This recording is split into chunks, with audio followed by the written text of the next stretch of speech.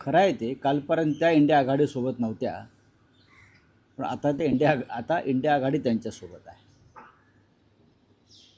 देशातल्या सर्व प्रमुख नेत्यांनी इंडिया आघाडीतल्या त्यांना फोन करून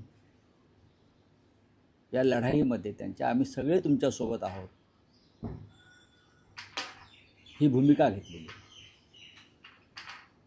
राहुल गांधी असतील, उद्धव ठाकरे असतील, सर्वच प्रमुख नेते. ममता बॅनर्जी यांचा जो पराभव झालेला आहे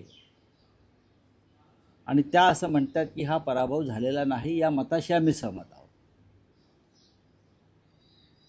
ज्या पद्धतीनं पश्चिम बंगालमध्ये मोदी आणि अमित शहा यांनी इस्रायल युद्धाप्रमाणे परिस्थिती निर्माण केली.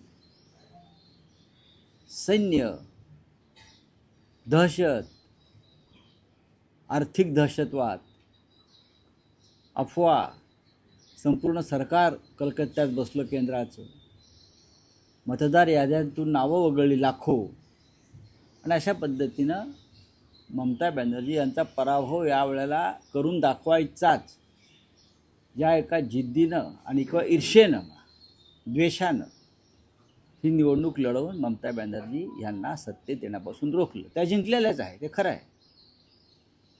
आता त्या असं म्हणतात मी रस्त्यावरती उतरून पुन्हा ममता बॅनर्जी काय आहे दाखवेन. ममता बॅनर्जी या काय आहेत देशाला माहिती आहे. त्यांनी असे सांगितले मी राजीनामा देणार नाही, कारण मी विजयी झालेले आहे. मी राजीनामा देणार नाही हा त्यांच्या आंदोलनाचाच एक भाग आहे. सरकारविरोधी, निवडणूक आयोगाविरोधी किंवा लोकशाही विरोधी ज्या कृत्यांची मालिका तिकडे झाली त्या विरोधामध्ये मी राजीनामा देणार नाही हा त्यांच्या आंदोलनाचा एक भाग समजून घेतला पाहिजे. हे त्यांचं एक आंदोलन आहे आणि त्या आंदोलनाला आता काय दिशा मिळते पाहावं लागेल. उद्धव ठाकरेंचा फोन त्यांना आला असं त्या कालपत्रकात. हो, त्यांची नाही, उद्धव ठाकरे यांची भूमिका तीच आहे की आम्ही सगळे या लढाईत तुमच्यासोबत आहोत. मी मगाशी म्हणालो की आम्ही सगळे लढाईत तुमच्यासोबत आहोत आणि देशातल्या बहुतेक सर्व इंडिया आघाडीच्या नेत्यांनी त्यांना तशा प्रकारचा दूरध्वनी करून त्यांना पाठिंबा दिला.